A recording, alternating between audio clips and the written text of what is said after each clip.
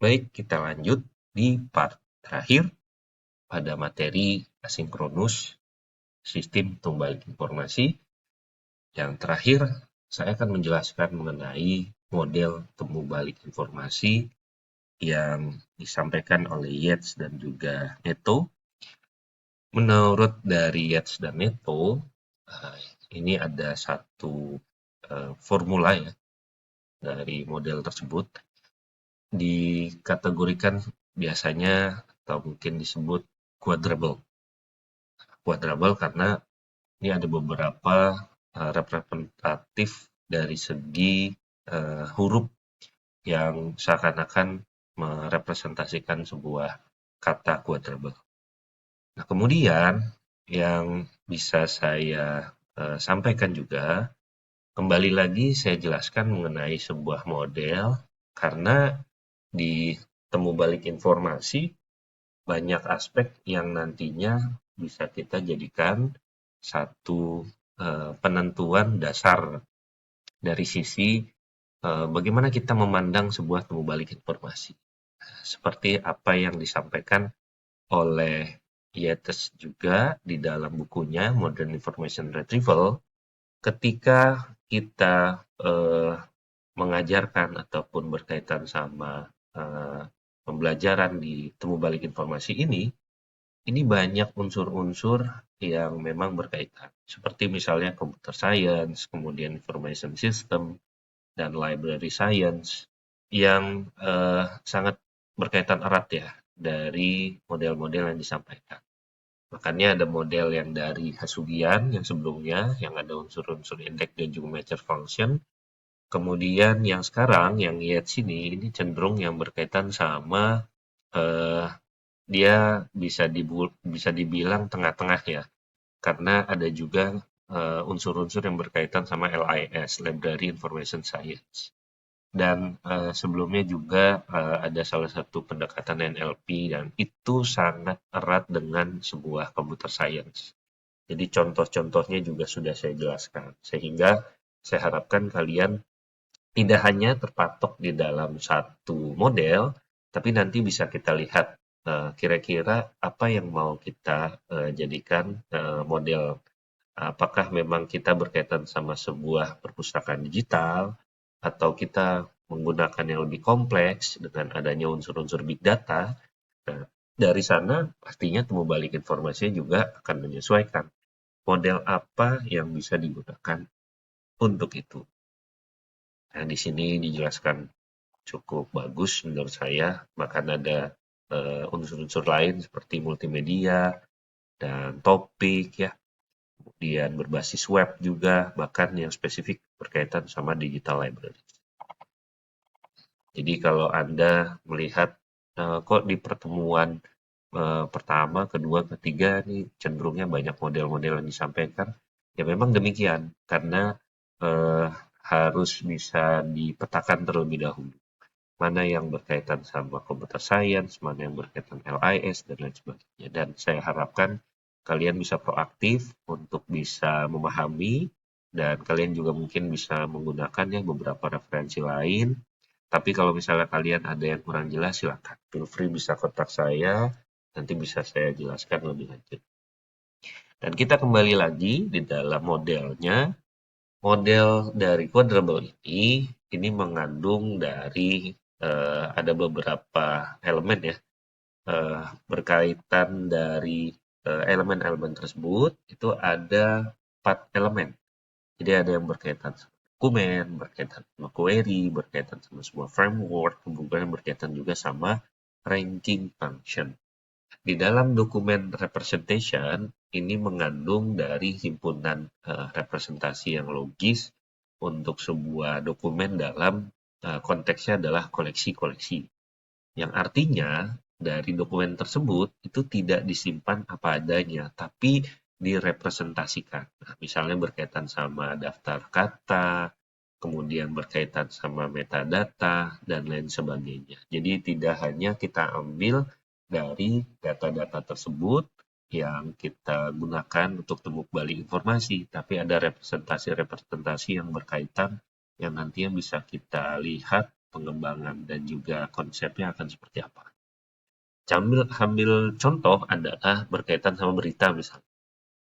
Berita yang nantinya representasinya itu adalah politik dan juga ekonomi, ya dengan demikian di dalam tumbuh balik informasi itu bisa mengambil hal-hal yang penting dari unsur politik dan juga ekonomi saja. Jadi tidak digabung dengan apa yang ada di dalam dokumen tersebut. Sehingga kita bisa memetakan. Dan itu kan salah satu fungsinya ya untuk melakukan tokenisasi. Dan dari situ dilanjutkan di dalam query. Di query ini kalian nanti bisa memahami lebih lanjut mengenai himpunan representasi logis untuk bisa kita lihat dari segi kebutuhan informasi penggunanya. Nah, representasi inilah yang bisa dikategorikan sebagai query. Kalau dari sisi ilmu komputer, query ini bisa dikategorikan sebagai alat untuk bisa kita cocokkan sehingga nanti bisa dijadikan sebuah tumbuh balik informasi. Kalau Anda lihat bisa kita lakukan pencarian seperti yang sebelumnya ya, ada keterangan produksi di dalam online information retrieval system yang saya sudah sampaikan dari unsur videonya. Kalian nantinya kan bisa melihat apa-apa saja yang muncul ya dari hasil pencarian tersebut. Nah, misalnya yang berkaitan sama judul, deskripsi, kemudian topik, dan itulah salah satu unsur query yang nanti bisa Anda lihat. Jadi setelah dilakukan dokumen representation, kemudian query, kita bisa melihat hasil yang bisa kita gunakan. Berikutnya berkaitan sama framework. Nah, kalau framework ini ya modelnya mau kita gunakan apa? Mau menggunakan boolean dengan unsur-unsur logika and or not, atau mungkin dengan pendekatan tadi NLP di part 1 sudah saya jelaskan cukup lengkap. Kemudian mungkin juga bisa berkaitan nanti ada satu model namanya probabilistik yang memang ada salah satu keterkaitan sama bagaimana kita bisa melakukan bentuk recall dan juga precision. Nah, di dalam framework ini kita akan melakukan proses modeling dengan dokumen-dokumen, kemudian query, dan nantinya bisa mengetahui hubungan antar relasi dari dokumen dan juga query tersebut. Dan dari berkaitan sama ranking, ini yang nantinya akan menentukan sebuah skor ya. Nah, misalnya dari fungsi ranking tersebut nanti akan menghubungkan antara query satu dengan query yang lain. Kemudian bisa menghasilkan juga dari sebuah nilai. Jadi nilai yang nantinya semakin tinggi, mungkin dikategorikannya itu akan ditempatkan dari posisi yang ke atas.